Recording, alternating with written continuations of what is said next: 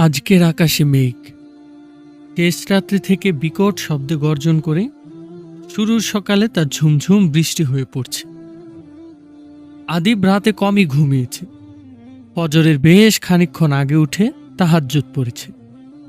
এই নামাজটির ব্যাপারে ফাহাদ তাকে বেশ গুরুত্ব দিয়ে বলেছে। আনিকাও ফজরে উঠে স্বামীর সাথে নামাজ পড়েছে। সময়গুলো খুব দ্রুত চলে যাচ্ছে। কখন যেন আদিব হারিয়ে যায় এই ভয়ে সবসময় আতঙ্কিত আনিকা। আদিবও শেষ সময়গুলো আনিকাকে দিচ্ছে। সকাল হতে হতেই আদিবকে ফোন দিয়েছে মফিজ সাহেব। আদিব মনে মনে হাসে, সব পরিকল্পনা ঠিকঠাকই চলছে। আদিব ফোন রিসিভ করল। হ্যালো আদিব, শুনছ? জঘন্য এক ব্যাপার ঘটে গেছে। কি হলো এই সকাল সকাল? এক ছেলে আমার বিরুদ্ধে মামলা করেছে। আমার অবৈধ ব্যবসার বিরুদ্ধে কিছু প্রমাণ দাঁড় করিয়েছে। তো সমস্যাটা কি? এমন মামলা তো বহুবার খেয়েছেন। মিটমাট করে ফেলুন। মামলাটা করেছে কে? এক ছেলে, নাম ফাহাদ। যে গ্রাম দেখে এসেছ ওই গ্রামের ছেলে। ব্যাপারটাতে বেশ গোলমাল লাগছে আমার। এত কিছু জেনে গেছেন? ছেলেটাকে ধরে আনুন, সব জানা যাবে, বলল আদিব। এখানেই তো সমস্যা। ছেলেটাকে আমার খুব চেনা চেনা লাগছে। গুলশান থানার অফিসার সকালেই ছবি পাঠিয়ে দিয়েছে আমাকে। গলার নিচে সেই কাটা দাগ, চোখ মুখ সব ফারহানার মতো, একটুও পরিবর্তন হয়নি। শান্ত সুরে বলল মফিজ সাহেব। কার কথা বলছেন আপনি? আমার হারিয়ে যাওয়া সন্তান মুরাদের কথা। হোয়াট? Are you sure? আতকে উঠল আদিব। একজন বাবা তার সন্তানকে চিনতে ভুল করে না আদিব।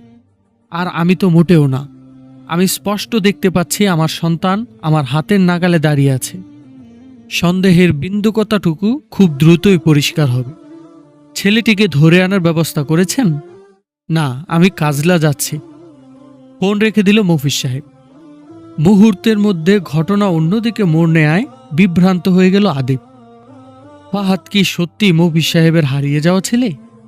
তাহলে ফারুক মিয়া, রোজিনা বেগম, তারা কারা? কি হচ্ছে এসব? আদিবের পরিকল্পনা অনেকটা বিক্ষিপ্ত হয়ে গেল। ফারহানা বেগমের সাথে আদিবের সম্পর্ক বেশ ভালো ছিল।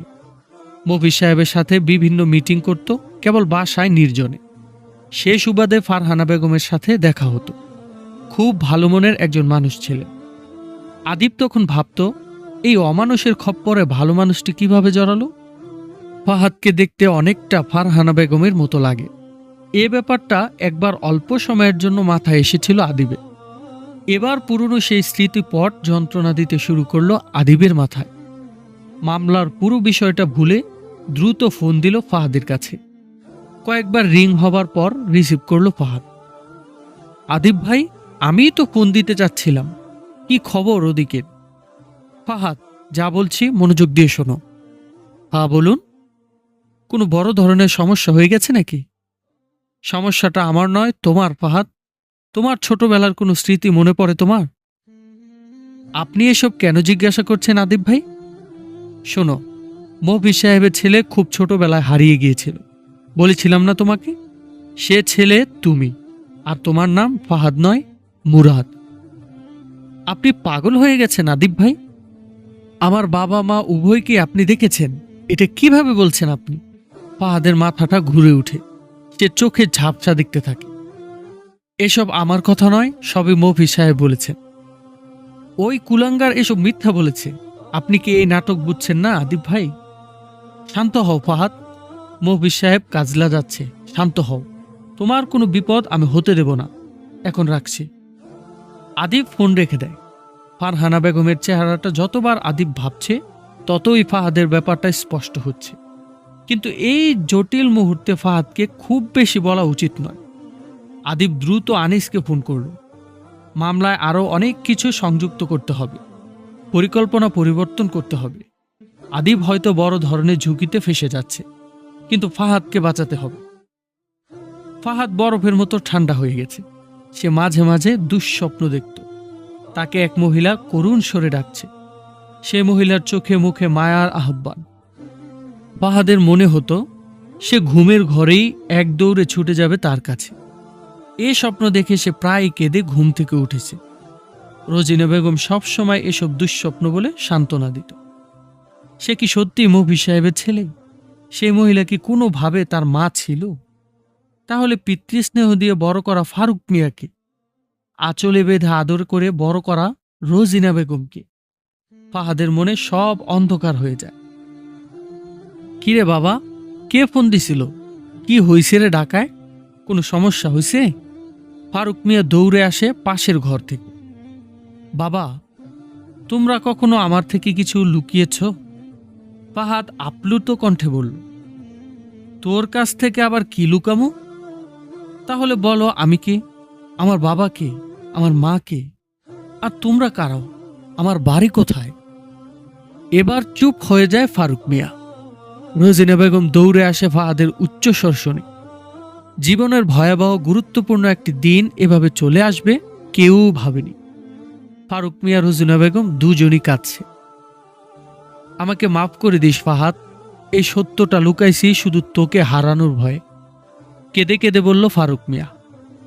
কেন বাবা, তোমরা কি কখনো আমাকে বাবা মায়ের অভাব বুঝতে দিয়েছ? এটা কেন লুকালে? আমার জীবনে এমন দিন আসবে তা কি আমি ভেবেছি? হু হু করে কেঁদে উঠে ফাহাদ। রোজিনা বেগম ফাহাদের মাথায় হাত বুলিয়ে দেয়। আজ সে ভয়ে কাঁপছে। ফাহাদ বুঝি চলে যাবে তাদের ছেড়ে। ফারুক মিয়া নিজেকে ঠান্ডা করে, সময় এসেছে সব বলার। সে ধীরে ধীরে বলতে থাকে। সে বহু বছর আগের কথা। আমাদের বাড়ি তখন এখানে ছিল না। অদূরে ময়মনসিংহ ঢাকা বিশ্ব রোডের পাশে ছিল আমাদের ছোট্ট সংসার। বিয়ের পর বহু চেষ্টা করেও সন্তানের মুখ দেখার সৌভাগ্য হয়নি আমাদের। এ নিয়ে রুজিনা প্রায়ই কাঁদত। আমি তার কান্না দেখতাম। আমার চোখ দিয়ে পানি বের হতো না, তবে ভেতরটা জ্বলে পুড়ে যেত। দুঃখ বেদনায় আক্রান্ত হয়ে নেশাগ্রস্ত হয়ে গিয়েছিলাম আমি। প্রায় রাতেই খুব দেরি করে ঘরে ফিরতাম। নেশা করে মাতাল হয়ে রাস্তায় পড়ে থাকতাম। অজ্ঞান অবস্থায় রাতের পর রাত কাটত। রোজিনা আমাকে নিষেধ করত, ভুলিয়ে রাখার চেষ্টা করত, কিন্তু আমি পারতাম না। তেমনই এক রাতে মদ খেয়ে মাতাল হয়ে বাড়ি ফিরছিলাম। হঠাৎ দৃষ্টি পড়ল রাস্তার ধারে বসে থাকা এক পাগল ব্যক্তির দিকে। এই পাগলকে আমি আগে থেকেই চিনতাম। প্রায়ই মদ খেয়ে তার সাথে আমি গভীর রাতে এলোমেলো গল্প জুড়ে বসতাম, হাসতাম, কাঁদতাম। মাতালের গল্প পাগল ছাড়া আর কে শুনবে? কিন্তু সেই দিন তার সাথে একটি ফুটফুটে বাচ্চা দেখতে পেলাম। আমি অবাক হয়ে গেলাম। নেশার ঘোরে থাকলেও এ দৃশ্য দেখে সামান্য জ্ঞান ফিরে পেলাম। আমি অস্পষ্ট ভাষায় পাগলকে বলছিলাম, কিরে, বাচ্চা পাইলি কই? আসমান থেকে আইছে রে, তোর না বাচ্চা লাগবো? এই নে বাচ্চা, এই নে। পাগল আমার কোলে তোমাকে তুলে দেয়। একবার ভাবলাম, এসব আমি নেশার ঘুরে ভুলভাল দেখছি না তো? মাতাল অবস্থায় তোমাকে কোলে নিয়ে ঘরে ফিরলাম। রোজিনাকে বললাম, এই দেখো রোজিনা, এটা আমাদের সন্তান। রোজিনা তোমাকে দেখে পাগলের মতো কাঁদা শুরু করলো। তোমাকে কোলে নিল। দুজন মিলে তোমার নাম ঠিক করলাম ফাহাদ। তোমার চোখ কাঁদতে কাঁদতে ফুলে গিয়েছিল। রোজিনার কাছে যাবার পর তুমি শান্ত হলে। সে রাত ছিল আমাদের জন্য জীবনের সবচেয়ে আনন্দের রাত। একই সাথে আমরা ভয়ে ছিলাম, কেউ আবার তোমাকে ছিনিয়ে নিতে আসে কিনা। আমরা সিদ্ধান্ত নিলাম দূরে কোথাও চলে যাব, যেখানে কেউ জানে না আমরা নিঃসন্তান। আমরা দুজনই জানতাম অনেক বড় অপরাধ করছি আমরা, অন্যের সন্তান নিজের বলে লুকিয়ে রাখছি। কিন্তু তখন আমরা অপরাধ করেও যেন আনন্দিত ছিলাম। ভয় কাজ করছিল ঠিকই, তবে এক জীবনের বড় আনন্দের সামনে সে ভয়কে দূর করতে আমরা সব দিকে চলতে প্রস্তুত ছিলাম। সেখান থেকে সবকিছু খুব কম মূল্যে বিক্রি করে দিয়ে কাজলায় চলে আসে। আমার ছোট্ট একটা চাকরি ছিল, সেটা ছেড়ে এসে দোকান করি। শুরু হয় আমাদের নতুন জীবন, যে জীবনে আমরা ভুলে যাই পেছনের সব গল্প। তোমাকে বড় করতে থাকি বাবার মতো স্নেহ দিই। তুমি এই গ্রামের মাটিতে বড় হতে থাকো। আমরাও ভুলে যেতে চাই সে দিনটির কথা। সবকিছু এত সুন্দর চলছিল যে আমরা এই বিষয়টি ভুলেই গিয়েছিলাম। আজ হঠাৎ সব এলোমেলো হয়ে গেল ফাহাদ। আমরা সবসময় এই দিনটি যেন না আসে সেজন্য দোয়া করতাম। অঝরে কাঁদতে থাকলো ফারুক মিয়া। আমার দুর্ভাগ্য যে এক কুলাঙ্গার আজ আমার বাবা বলে দাবি করছে, যে কয়েকদিন আগে আমার মাকে নির্মমভাবে হত্যা করেছে। ফাহাদ কাঁদছে অবিরত। বাবা, তুই কি আমাদের ছেড়ে চলে যাবি? রোজিনা বেগম কাঁদো কাঁদো সরে বলল। না মা, তুমি আমার মা, তোমাদের ছেড়ে কোথায় যাব? যে সন্তান জন্ম দিয়ে সন্তানকে পিতৃস্নেহ দিয়ে বড় করতে পারে না, যে আমার মাকে হত্যা করেছে, সে কোনো দিন আমার থেকে বাবার সম্মান পাবে না, শক্ত কণ্ঠে বলল ফাহাদ। ফারুক মিয়ার চোখ খুশিতে জল জল করে উঠল। বুকে জড়িয়ে ধরল ফাহাদকে। শত বিপদের শঙ্কা নিয়েও ফারুক মিয়া আজ খুশি। রোজিনা বেগমের মুখেও হাসি। মানুষ এক অদ্ভুত প্রাণী। কঠিন কোনো বিপদকে মারিয়ে যেতে তাদের খুব বড় হাতিয়ারের প্রয়োজন হয় না। কারো হাসি, কারো কান্না বা কারো প্রতিশ্রুতি আকাশ সম শক্তিশালী করে তুলতে পারে। চার দেয়ালের ভেতরটা খুবই সংকীর্ণ লাগছে মফিজ সাহেবের কাছে। কেন যেন মনে হচ্ছে তিনি খুব একা। এই সময়টাতে ফারহানা বেগম চায়ের কাপ নিয়ে হাজির হতো সম্মুখে। মফিজ সাহেব মাঝে মধ্যেই চা না খেয়ে বের হয়ে যেত। মন মেজাজ ভালো থাকলে চা খেয়ে 2-4 মিনিট সোফায় বসত। ফারহানা বেগম তখন ঠিক পাশে ঘেঁষে বসে থাকত। আজ কাজের ছেলেটা চা দিয়ে গেছে টেবিলে, সেটা ঠান্ডা হয়ে গেছে। খাওয়ার ইচ্ছেও মরে গেছে। হাই সিকিউরিটি সম্পূর্ণ বাসায় কেবল কাজের লোক, সিকিউরিটি ম্যানেজার ছাড়া মফিজ সাহেব কেবল একা। ফাহাদ নামের ছেলেটা যদি মুরাদ হয়, তাহলে এই বাসায় তার থাকার কথা। ফারহানা বেগম যদি মুরাদের মা হয়, তাহলে সে এখানেই থাকবে। কিন্তু মুরাদের মা তো মরে গেছে, মফিজ সাহেবই মেরে ফেলেছে। আর মুরাদ, সে তো বাবার বিরুদ্ধে মামলা করেছে। সব এলোমেলো, চারিদিকে কেবল আধার।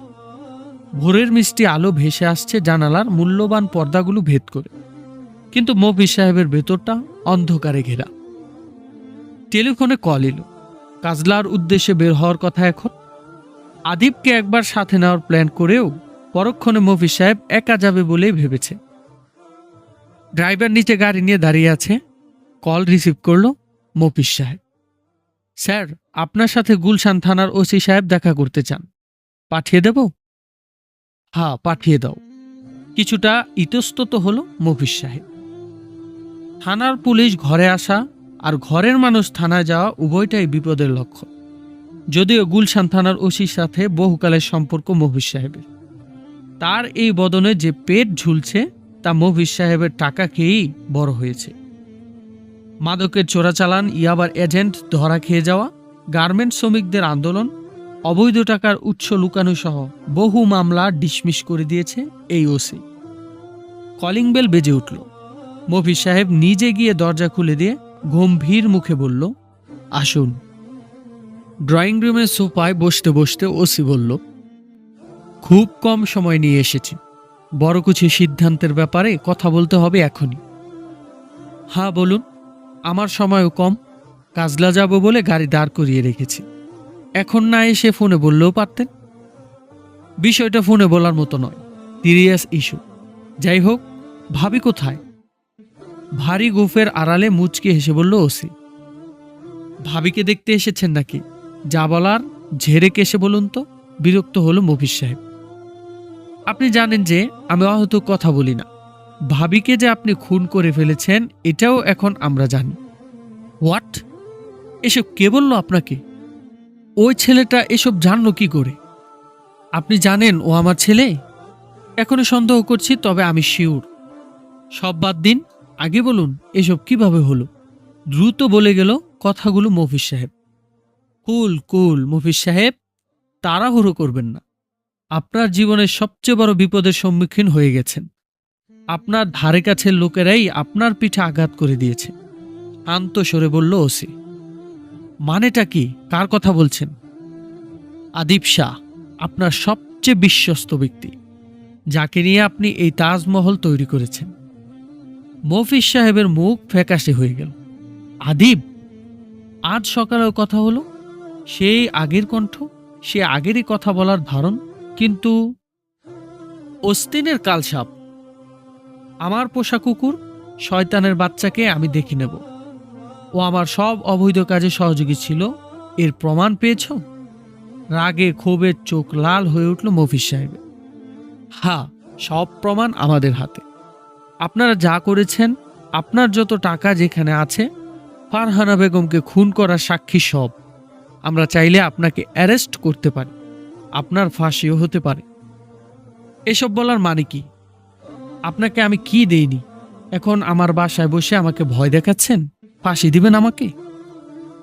দেব না বলেই তো এসেছে। তো বলুন, আপনার প্ল্যান কি?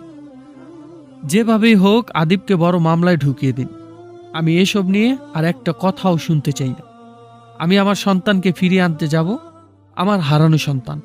বাকি জীবন ওকে নিয়েই আমি কাটিয়ে দেব। আমার ব্যাপারে সব মামলা ডিসমিস করে দিন।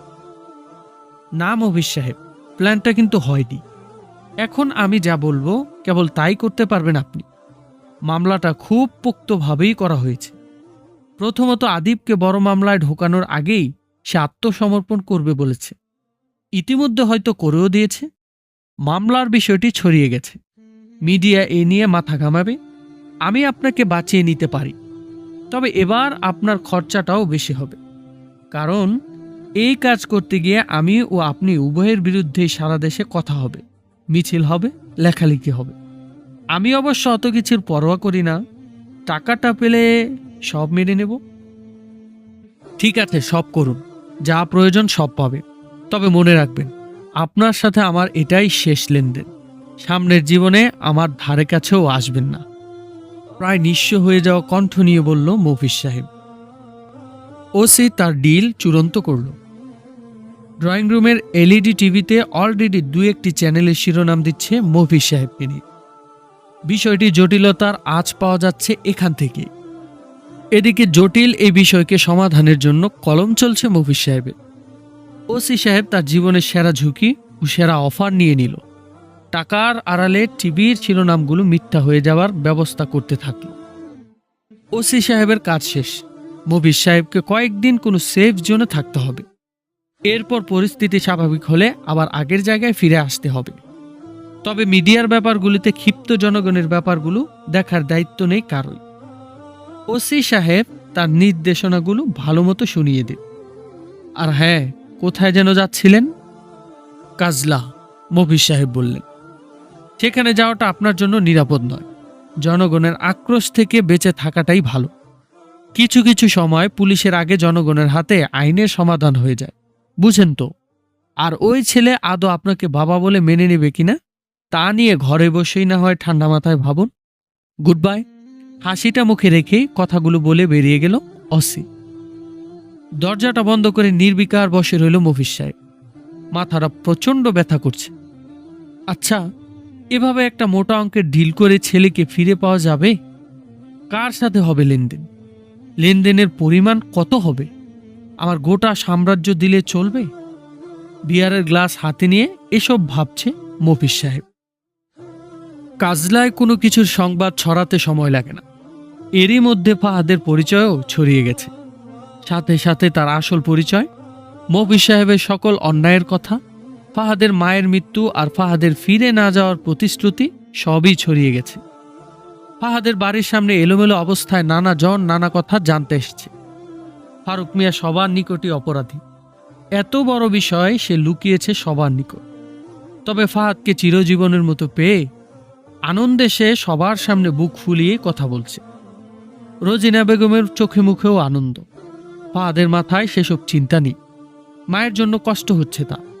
আর সেই মাকে হত্যা করে বাবার কাছে ফিরে যাওয়া, তার কথা মনে হওয়ার তো কোনো প্রশ্নই আসে না। টাকার চেয়ে বড় প্রাপ্তি তো এই কুড়ে ঘরের সুখ। এই নির্মল মনের মানুষগুলোর ভালোবাসার ডুপ্লেক্স বাড়ির চেয়ে অনেক মূল্যবান। ফাহাদ এখন ভাবছে আদিবকে নিয়ে। এতক্ষণে আদিব থানার বন্দি ঘরে আবদ্ধ হয়ে গেছে। এই খবরটা আনিস দিয়েছে। ফাহাদ তা শোনার পরেই ঢাকার উদ্দেশ্যে বের হয়েছে। আদিব লকআপে। মফিজ সাহেবের ব্যাপারে সে সব স্পষ্ট সাক্ষ্য দিয়েছে। ফাহাদের সাথে করা পরিকল্পনার অনেকাংশ ভেঙে গেছে। মফিজ সাহেবকে এখনও কেন গ্রেফতার করা হচ্ছে না তা জানে না আদিব। হয়তো এবারও পার পেয়ে যাবে। তবে আদিবের আফসোস নেই। নিজেকে প্রায়শ্চিত্ত করার চেয়ে বড় প্রাপ্তি আর কি হতে পারে? শাস্তিগুলো এই পৃথিবীতেই হয়ে যাক। আনিকাকে নিয়ে পরকালে না হয় অনেক সময় কাটানো যাবে। আনিকা কাঁদতে কাঁদতে শেষ বিদায় দিয়ে গেছে। যে কোনো স্ত্রীর পক্ষে এমন কঠিন সিদ্ধান্ত নেওয়া সম্ভব নয়। অনিশ্চয়তা সাথে নিয়ে আনিকা তা করে ফেলেছে। কিন্তু ফাহাদ কি করছে? সেই ফোনের পর আর তার সাথে যোগাযোগ করা সম্ভব হয়নি। সব কিছু এলোমেলো হয়ে গেল। তবে আদিবের বিশ্বাস ফাহাদ দ্রুতই তাকে দেখতে আসবে। ঠিকই বিকালের মধ্যে ফাহাদ হাজির হলো থানা। অনেক অনুরোধের পর ফাহাদকে 1 ঘন্টা সময় দেওয়া হলো। ফাহাদকে দেখে আদিব খুশিতে কেঁদে দিল। কাজলায় ঘটে যাওয়া সব ঘটনা আদিবকে খুলে বলল ফাহাদ, সাথে তার ব্যক্তি সিদ্ধান্তও জানালো। আদিব ভাই, মফিজ নামের ওই শয়তানের শাস্তি হোক বা না হোক, আপনার এই কষ্টের প্রতিদান অবশ্যই আপনি পাবেন। ইনশাল্লাহ খুব শীঘ্রই আপনাকে ছাড়িয়ে নিয়ে যাব আমরা। আমার কোনো দুঃখ নেই ফাহাদ। জীবনে যত পাপ করেছি তার অনেকটাই মফিজ সাহেবের সাথে জড়িত। তার জন্যই এত কিছু করেছি। আজ তার ব্যাপারে সব সত্য প্রকাশ করে নিজেকে কিছুটা হালকা মনে হচ্ছে। তবে আরেকটা পাপের কারণে বড্ড অনুতাপ রয়েছে আমার মনে। যেটা সে ব্যক্তি ক্ষমা না করলে আল্লাহ কখনোই ক্ষমা করবেন না। কে সে? কার কথা বলছেন? ফাহাদ বলল, আমার ছোট ভাই আকিব শাহ। কোথায় সে? কি হয়েছিল তার সাথে? বিস্তারিত বলুন আমাকে। সময় খুব কম, জানতে চায় ফাহাদ।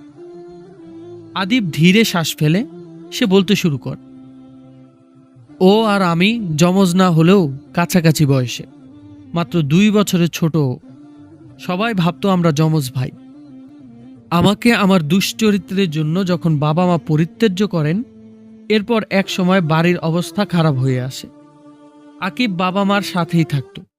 বাবার অনেক ইচ্ছে ছিল আকিবকে পড়ালেখা করিয়ে মানুষ করবে, কিন্তু আর্থিক সংকটের কারণে দুবেলা খাবার জোগাড় করতেও হিমশিম খেতে হতে তাদেরকে। এদিকে আমি পরিপূর্ণভাবে তাদের থেকে বিচ্ছিন্ন ছিলাম। বাবা একসময় আকিবকে ঢাকায় পাঠালো।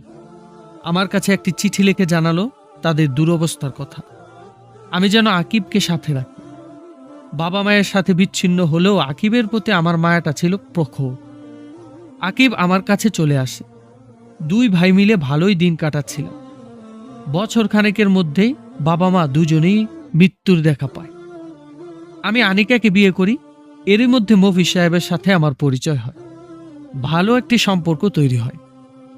আকিব ভার্সিটিতে ভালোভাবে পড়ালেখা চালিয়ে যাচ্ছে। ও ছিল একরোখা প্রকৃতির, যা খুশি তাই করত, তবে খারাপ কিছু করত না। একটা সময় আমি মফিজ সাহেবের সাথে ইয়াবা ব্যবসায় জড়িয়ে পড়ি। আমার টিভি ক্যারিয়ারও সমৃদ্ধ হতে থাকে। একই সাথে অবৈধ টাকায় আমি ফুলে উঠি। আমার কোনো কাজে আনিকা বাধা দিত না ভয়ে। কিন্তু আকিব মফিজ সাহেবের সাথে আমার অবৈধ ব্যবসার কথা জেনে আমাকে নিষেধ করতে থাকে বারবার। টাকার জোয়ারে ভেসে আমি পাগল হয়ে গিয়েছিলাম। আর আকিব এই অবৈধ টাকার জোয়ার থামাতে আপ্রাণ চেষ্টা করে যাচ্ছে। সে বারবার বাবা মার কথা শোনাতো। আমি ত্যক্ত বিরক্ত হয়ে উঠি। এক রাতে কোনো একটি বিষয়কে ঘিরে প্রচণ্ড মারলাম ওকে। সেই রাতে ওকে ঘাড় ধাক্কা দিয়ে বাসা থেকে বেরও করে দিলাম। সেই দিন থেকে আমার ভাইকে হাজার খুঁজেও পাইনি। হয়তো ও নিজে থেকে আমার দেখা চায় না, তাই তাকে পাইনি। সেদিনের পর আমার ভুল তো বুঝতে পেরেছি, কিন্তু ভাইকে আজও পেলাম না। আদিবের কথায় ফাহাদ তন্ময় হয়েছিল। তার মাথায় কিছু একটা ঘুরছে, কিন্তু বের করতে পারছে না।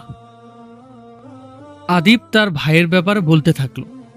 এরই মধ্যে হুট করে ফাহাদ জিজ্ঞাসা করল, আপনার ভাই কি কবিতা লিখতে জানতো? কেন? এ কথা কেন জিজ্ঞাসা করলে? হ্যাঁ, ও খুব ভালো কবিতা লিখত। সারাক্ষণ এদিক ওদিক ঘুরে বেড়াতো আর রাত ভর কবিতা লিখত। আমি যদি তার একটি কবিতা পড়ে শোনাই তাহলে বুঝতে পারবেন? ফাহাদ অস্ফুট স্বরে বলল, হ্যাঁ পারবো। তুমি কি জানো আমার ভাই কোথায়? জানো তুমি? প্লিজ বলো। ব্যস্ত হয়ে পড়ল আদিব। এখনো জানি না আদিব ভাই, সব কিছুই সন্দেহের কাছে জমা রয়েছে। অনেক কিছু জানার বাকি। তবে কথা দিচ্ছি, এরপর আপনাকে দেখতে এলে আকিব শাহকে নিয়ে আসব। 1 ঘন্টা শেষ হতে আর কয়েক মিনিট বাকি। পুলিশগুলো তাড়া দিচ্ছে। ফাহাদ চোখ বন্ধ করে পড়তে থাকে। আমি ছিলাম মাত্রাহীন এক অক্ষরের মতো স্বাধীন। ভোরের আলোর ছিটোফুটো গায়ে মেখে আমিও হেসে উঠতাম সুখে। বিকেলবেলার সঙ্গী সাথী হট্টগোল হই হুল্লোড়ে শুকনো কথার খই ফুটত মুখে। একদিন এক উল্টো স্রোতে ভেসে আসা মাত্রাযুক্ত জড় পদার্থ আমায় দিল হ্যাচকা টান। সেই দিন থেকে উপত্যকায় হাঁটি, বন বাদারে ছুটি, হাট বাজারে মানুষ খুঁজি, কাব্যে জুড়ায় আমার প্রাণ। আদিব কথা বলতে পারছে না, তার চোখ বেয়ে অশ্রু গড়িয়ে পড়ছে। ফাহাদ চলে এলো। এক আকাশ অপেক্ষা নিয়ে নির্বাক বসে রইল আদিব। কবি সাহেবের ব্যাপারে হাজারো প্রশ্ন সব সময় ফাহাদের মাথায় কিলবিল করত। কখনো তাকে জিজ্ঞাসা করেনি সে অস্বস্তি বোধ করবে তাই। কবি সাহেবকে নিয়ে অন্য কারো সাথে কখনো ফাহাদ কিছু বলেনি, যা তা শোনার ভয়ে। সেই দিন যখন আদিব আর মফিজ সাহেবের ব্যাপারে কবি সাহেবকে বলা হলো, তখন তার হাবভাব দেখে ফাহাদের মনে হয়েছিল তাদের এই গল্পে কবি সাহেবেরও একটি চরিত্র আছে। আজ বা কাল হোক সে চরিত্র তো প্রকাশ পাবেই। আদিবের গ্রেফতারের পর সারা দেশে আলোচনার কেন্দ্রবিন্দু হয়ে দাঁড়িয়েছে এই বিষয়। ফেসবুকে সমালোচনার ঝড় বইছে, টিভিতে নানা কিসিমের বুদ্ধিজীবী নিজেদের মতো করে গল্প শোনাচ্ছে। মফিজ সাহেবের সাথে ধৌত হচ্ছে সরকার ও প্রশাসন। সেই সাথে কারাবন্দী আদিব শাহকে নিয়ে প্রশংসা বাক্য ছুটছে সবাই। বেশ কিছু ছোট ছোট সংগঠন সম্মিলিতভাবে আদিব শাহের মুক্তি চেয়ে প্রেস কনফারেন্স করে। দীর্ঘ সময় ধরে টিভি নাটকে কাজ করার সুবাদে তৈরি হওয়া বিশাল ভক্তবৃন্দের প্ল্যাটফর্ম নানাভাবে আদিবের মুক্তি চাওয়া শুরু করে। সব মিলিয়ে দেশে তৈরি হয় তুলকালাম পরিস্থিতি। আদালতের রায় অনুযায়ী আদিব শাহ 2 বছরের কারাদণ্ড পায়। মফিজ সাহেবকে নিয়ে আদালত তার নির্ধারিত নাটকটি প্রদর্শন করে। টাকার আড়ালে তার অপরাধকে ধামাচাপা দেওয়া হয়। সব অপরাধের বোঝা চাপানো হয় আদিবের উপর। তবে জনগণের আক্রোশ থেকে রক্ষা পায় না মফিজ সাহেবের নাম। ঘৃণার থু থু নিক্ষেপ হয় মফিজ সাহেবের এই লোকটির উপর। এই পরিস্থিতির মাঝে কাজলার অক্ষত ফাহাদের নাম ছড়িয়ে যায় গোটা দেশে, যখন সে আদিবের ভাই আবিষ্কারে ব্যস্ত।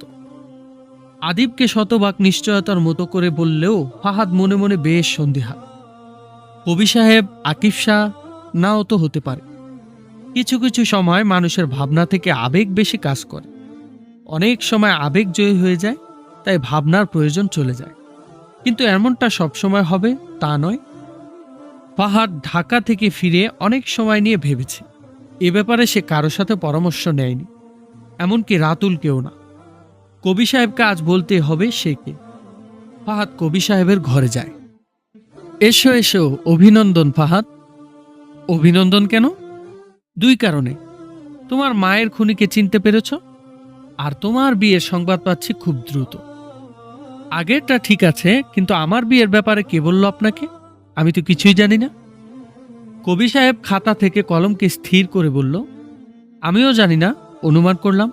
মানুষ দুঃখের ভয় কাটিয়ে যখন সুখের দেখা পায়, তখন তারা নিজের ভেতরটা ধুয়ে মুছে পরিষ্কার করতে এক উৎসব খুঁজতে থাকে। তোমার বাবা মা এখন সেটাই ভাবছে। সে যাই হোক, আপনার কাছে এলাম এক জরুরি বিষয় নিয়ে। আমার পরিচয় জানতে এসেছ? কবি সাহেব মৃদু হেসে বলল, হ্যাঁ, কিন্তু আপনি? ফাহাদকে থামিয়ে দিয়ে কবি সাহেব বলল, কিন্তু এত বছর যা জানতে চাওনি, আজ কেন তা জানতে এসেছ? হয়তো আজ সময় হয়েছে জানার। কবি সাহেব বেশ কিছুক্ষণ চুপ থাকল। এরপর খুব সাধারণ ভঙ্গিমায় বলতে শুরু করল, আমার নাম আকিব শাহ। যে ব্যক্তিটি তোমার সাথে মিলে তোমার মায়ের খুনি ও জঘন্য শয়তান মফিজ সাহেবের গোমর ফাঁস করেছে, সে আমার ভাই। যেদিন প্রথম তুমি আমাকে তার কথা বলেছ, সেই দিনই আমি চিনেছিলাম মফিজ সাহেবকে আমার থেকে ভালো কে জানে।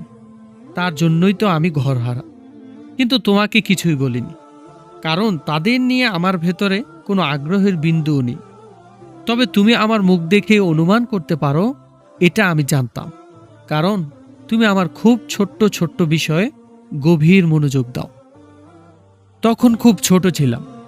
বড় ভাইয়ের উগ্র চলাফেরা দেখে আমার মন খারাপ লাগত। আমার বাবা ছিলেন মাদ্রাসা শিক্ষক, মা পুরোদস্ত ধার্মিক মহিলা। এই পরিবারের একজন টেলিভিশনে কাজ করবে, এটা সহ্য করতে পারেনি কেউ। ভাইয়াকে পরিবার থেকে বিচ্ছিন্ন করে দেওয়ার পর বাবা মা প্রায়ই কাঁদত। তাদের শেষ আশা ছিল আমি। যদিও আমি পড়াশোনার চেয়ে ছুটে বেড়ানোকে বেশি পছন্দ করতাম। বাবা যেদিন ভাইয়ের কাছে পাঠালো আমাকে, সেই দিনে বুঝতে পেরেছি পরিবারে ভয়াবহ আর্থিক সংকট চলছে। ঢাকায় আসার পর ভাইয়ের অগোচরে আমি কিছু টাকা পাঠানোর চেষ্টা করতাম বাড়িতে, যদিও তা দিয়ে বাবার ঔষধ খরচও হতো না। বাবা মা মারা যাওয়ার পর আমি বাড়িতে যাবার অর্থ হারিয়ে ফেলি। আমার সবকিছুই তখন কেবল ভাইয়া। ভাইয়া আমাকে বেশ আদর করত, কিন্তু একটা সময় তার মাঝে পরিবর্তন আসে। পরিবারকে সে সময় দেওয়া বন্ধ করে দেয়। কারো পরামর্শ নেওয়ার ইচ্ছাটাও তার থেকে বিলুপ্ত হয়ে যায়। আমি নানাভাবে বোঝাতে শুরু করি আসলে ভাইয়া কি করে। হঠাৎ করে কারি কারি আসতে থাকা টাকার উৎস খুঁজতে থাকি। খোঁজ পাই মফিজ সাহেবের। টেকনাফে তার ইয়াবা সাম্রাজ্যের খবরও পাই। অবাক হই যখন জানতে পারি ভাইয়া তার সব অবৈধ ব্যবসা দেখাশোনা করে। আমি ভাইয়াকে বোঝাতে থাকি, হারাম উপার্জন থেকে ফিরে আসতে হাতে পায়ে ধরি বারবার। কিন্তু ততদিনে তার ভেতর টাকা নামক বস্তুটার লোভ জেগে গেছে। একদিন রাতে তার উপর খানিকটা উত্তেজিত হয়ে কথা বলছিলাম। বাবা মার মৃত্যুর জন্য দায়ী করছিলাম তাকেই। সেদিন প্রচুর মেরে বাসা থেকে বের করে দিল আমাকে। কেন যেন সেদিন আমার নিজেকে মুক্ত মনে হলো। আমি জানতাম ভাইয়া অনেক দিন পর ঠিকই আমাকে খুঁজবে, ভেঙে যাবে তার রাগ। কিন্তু আমি নিজ থেকেই সরে দাঁড়ালাম তার ছত্র ছায়া থেকে। কবিতার প্রতি প্রেম ছিল ছোটবেলা থেকে। ভার্সিটি ছাড়া আমার গন্তব্য ছিল বড় বড় কবিদের আসরে ডুমারা আর একাকী ঘুরে বেড়ানো। তেমন কোনো বন্ধু বান্ধব ছিল না। দুই একজন যারা ছিল তারা খুবই আন্তরিক ছিল। ভাইয়ার ওখান থেকে আসার পর আমি এক বন্ধুর মেসে উঠলাম। হাতে কোনো টাকা পয়সাও ছিল না। তখন তানিয়া আমাকে সাহায্য করত। ও হা, তোমাকে তো কখনো বলাই হয়নি। তানিয়া ছিল কবিতার পরের স্থানে থাকা আমার একমাত্র ভালোবাসা। ওর দিকে তাকালেই মনে হতো আমি খুব ভালো আছি। ও প্রচুর কবিতা ভক্ত ছিল। ওর বাড়ি ছিল ময়মনসিংহ। আমার ভেতর যে গুণগুলো দেখছ, এর প্রতিটি গুণ ওর ভেতরে ছিল। আমরা দূর দূরান্তে ছুটে বেড়াতাম। ওর দিকে তাকিয়ে থেকে বলতাম, তোমার শুকনো হাসির অন্তরালে এক পশলা সুখের বৃষ্টি খুঁজি। তোমার চিবুক তলার স্বপ্ন ঘরে বসত করার ইচ্ছা পুষে আছি।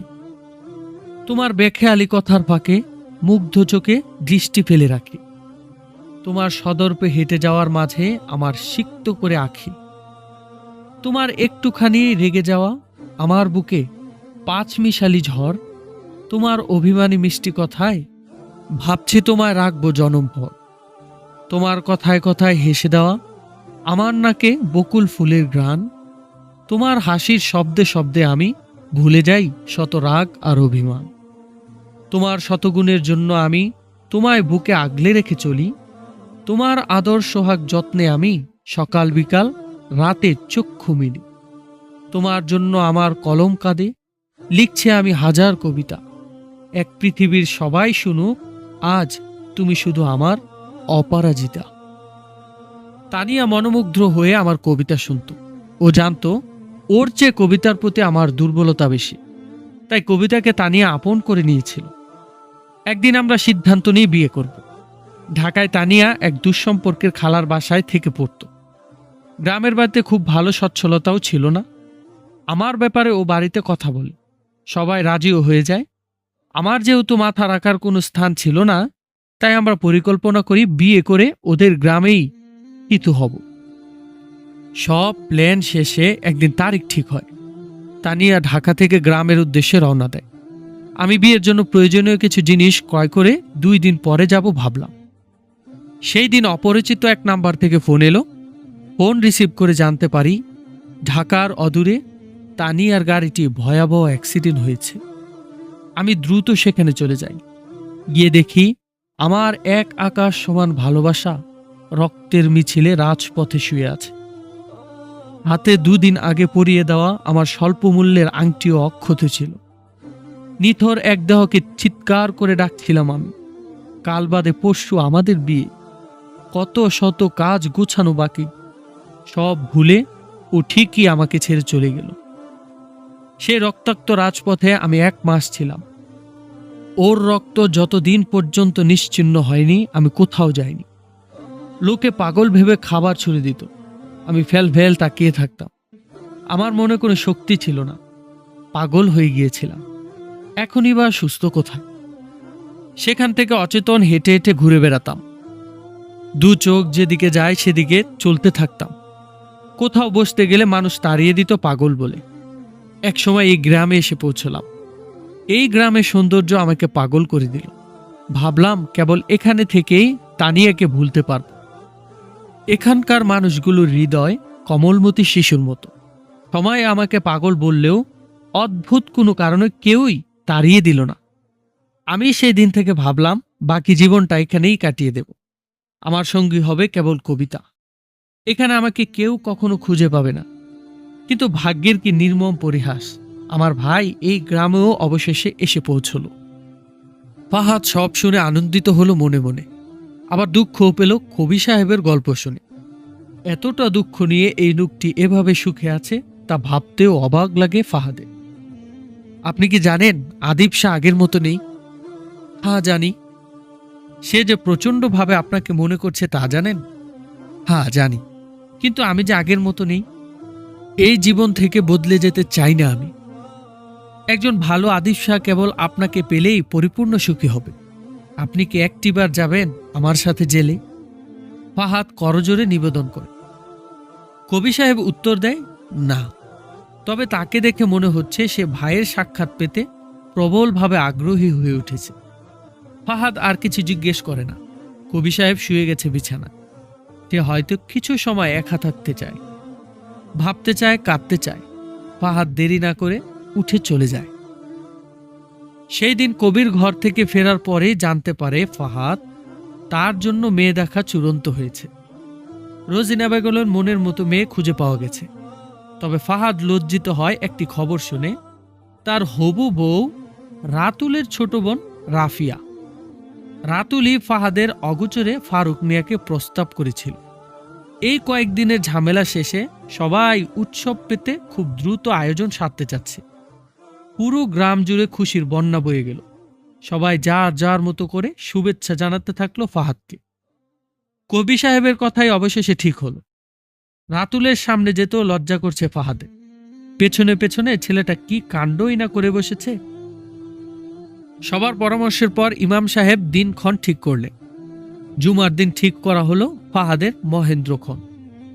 খুব দ্রুত সবকিছু ঘটে যাচ্ছে। ফাহাদের মাথায় ঘুরছে অন্য কিছু। সে ভাবছে পত্রপ্রেমিকে নিয়ে। বেশ কয়েকদিন হলো তার পত্র আসছে না। মনটা অস্থির হয়ে যায় ফাহাদের। তার জানতে ইচ্ছে করে সে কেমন আছে। ফাহাদ খাতা কলম নিয়ে বসে। ছোট্ট একটা চিরকুট লিখে ফাহাদ খুঁজতে থাকে সে পত্রবাহক পিচ্চিকে। কিন্তু সে হাওয়া হয়ে গেছে। পুরো গ্রাম খুঁজেও তাকে পাওয়া গেল না। ফাহাদ নিরাশ হয়ে ফিরে আসে, চিটকুট ফেলে রাখে টেবিলে।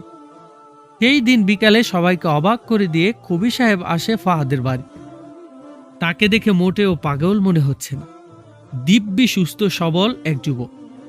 কবি সাহেবের বিয়ের শুভেচ্ছা জানাতে নয়, ভাইয়ের সাথে সাক্ষাতের কথা জানতে এসেছে। এই সংবাদ শুনে বিয়ের থেকেও বেশি আনন্দিত হয় ফাহাদ। পরদিন ভোরে আকিব শাহকে নিয়ে আদিবের কাছে যায় ফাহাদ। আকিব শাহকে দেখে আদিব হাউ মাউ করে কেঁদে ওঠে। সে বলতে থাকে, মাফ করে দিস ভাই আমার, আর কোনোদিন হারিয়ে যাস না। আকিব শাহ কথা বলে না, দু হাত দিয়ে ভাইয়ের চোখের জল মুছে দেয়। দূর থেকে ফাহাদ আর আনিকা দেখতে থাকে দুই ভাইয়ের অশ্রুসিক্ত মিলন। সিক্ত হয় সবার আখিদয়। একটি বড় গল্পের সমাপনী দৃশ্যে এসে সবাই আবেগী হয়ে গেল। আকিব শাহকে দেখে আর সে পাগল লাগছে না। সত্যিকারের আকিব যেন ঠিকরে বেরিয়েছে। ফাহাদের বিয়ের কথা শুনে আদিব বেশ খুশি হল। যদিও আদিবের অনুপস্থিতি ফাহাদকে দুঃখী করে তোলে, তবুও সে আনিকাকে আকিবের সাথে ফাহাদের বাড়িতে পাঠিয়ে দেয়। সবাই মিলে ব্যস্ত হয়ে পড়ে ফাহাদের সংসার গোছানোর প্রস্তুতিতে। অপেক্ষার প্রহর পেরিয়ে চলে আসে শুক্রবার। পুরো কাজলাবাসীর জন্য উৎসবের দিন সেই দিন। ফারুক মিয়া পুরো গ্রামবাসীকে দাওয়াত দিয়েছে। এ যেন সবারই প্রিয় সন্তানের বিবাহ। জুমার পর আহমদুল্লাহ সাহেব বিয়ে পড়িয়ে দেন। ফাহাদ ঘরে প্রবেশ করেছে। নববধূ যথারীতি লজ্জায় মাথা নিচু করে বসে আছে। ফাহাদ তার সুখ দুঃখের সাথীর সাথে পরিচিত হয়। রাফিয়া হঠাৎ ফাহাদকে বলে, আপনার জন্য একটি উপহার আছে আমার। সেটা কি দেখার জন্য উদ্গ্রীব হয়ে ওঠে ফাহাদ। ফাহাদের হাতে একটি চিরকুট ধরিয়ে দেয় রাফিয়া। ফাহাদ ধীরে ধীরে চিরকুট খোলে। তার সারা দেহে প্রবলভাবে সুখ ছোঁয়া দিয়ে যায়। সেই চেনা হাতের লেখা, খুব ছোট্ট করে একটি শব্দ লেখা, ভালোবাসি। ফাহাদ আর দেরি করে না। সে যে পত্রপ্রেমীকে হন্য হয়ে খুঁজছে সে তার সামনে বসে আছে। তার প্রাপ্য বুঝিয়ে দিতে টেবিল থেকে সেই দিনের লেখা চিরকুট এনে রাফিয়ার হাতে দেয়। রাফিয়া খুবই যত্ন করে প্রিয়তমের প্রথম পত্র খুলে। রাফিয়া অবাক হয় এবং মুগ্ধ হয়, কারণ সেখানেও লেখা ছিল ভালোবাসি। গণমাধ্যমগুলোতে এক তীব্র ক্ষোভের জোয়ার উঠেছে। পরোক্ষভাবে মফিজ সাহেবকে কেউ বাঁচিয়ে দিয়েছে, এই কথা ছড়িয়ে পড়েছে গোটা দেশে। ফেসবুকে মফিজ সাহেবের বিরুদ্ধে বিভিন্ন ক্যাম্পেইন চলছে। বিশেষ করে তরুণরা তাদের সামর্থ্যের ভেতর থেকেই রেহাই দিচ্ছে না মফিজ সাহেব। এই নিয়ে সরকার চুপ বসে আছে। জবাব দেওয়ার মতো মুখটা বন্ধ করে দেওয়া হয়ে গেছে বহু অর্থ খরচ করে। আর সরকার এই দেশের জনগণের ব্যাপারে ভালো জ্ঞাত। এই 2-4 দিন চিল্লাচিল্লির পর ঠিক চুপসে যাবে সবাই। নিম্ন আয়ের দেশে অন্যের কুকুরতে নিয়ে মাথা ঘামানোর খুব বেশি সময় নেই মানুষের। যদিও মফিজ সাহেবকে নিয়ে ক্ষোভটা বড় হচ্ছে প্রতিদিন।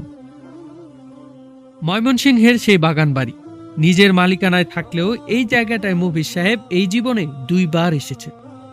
প্রথমবার যখন এসেছিল তখন এক বড় ধরনের মামলায় জর্জরিত অবস্থায়, নিজের একমাত্র সন্তানকে হারিয়ে ক্ষত বিক্ষত মনে।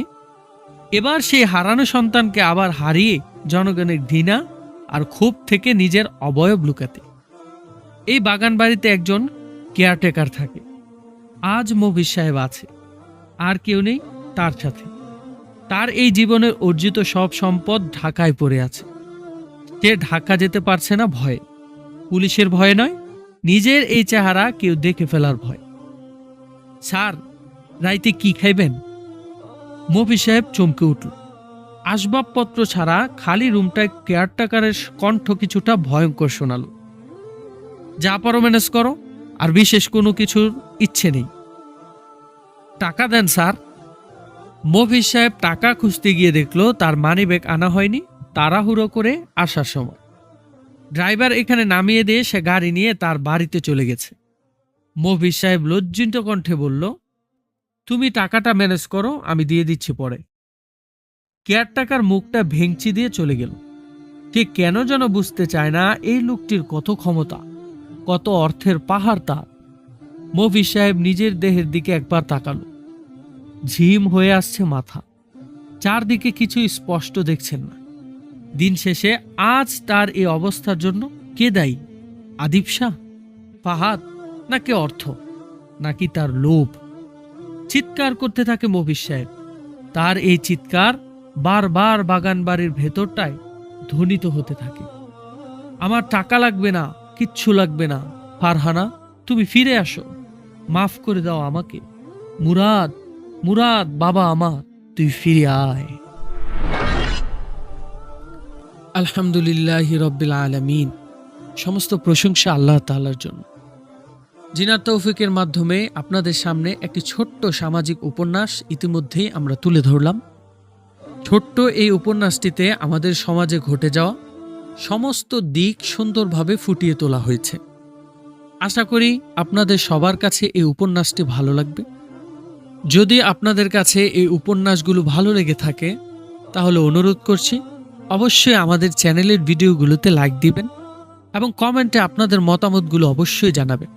যদি আপনাদের কোনো পছন্দের বই থাকে তাও জানাতে পারেন, আমি যথাসময়ে জোগাড় করে পড়ার চেষ্টা করব। আর বেশি বেশি শেয়ার করে দিবেন যেন অন্য মানুষের কাছেও আমাদের এই চ্যানেলটি খুব দ্রুত পৌঁছতে পারে। অবশ্যই সাবস্ক্রাইব করতে কিন্তু ভুলবেন না। সাবস্ক্রাইব করে বেল আইকনটি প্রেস করে আমাদের সাথেই থাকুন। ইনশাল্লাহ আগামীতে আমরা আরও এরকম সুন্দর সুন্দর উপন্যাস নিয়ে আপনাদের সামনে হাজির হব। ততদিন পর্যন্ত ভালো থাকবেন, সুস্থ থাকবেন, এই দোয়াই করি। আসসালামু আলাইকুম ওয়া রাহমাতুল্লাহ। ফি আমানিল্লাহ।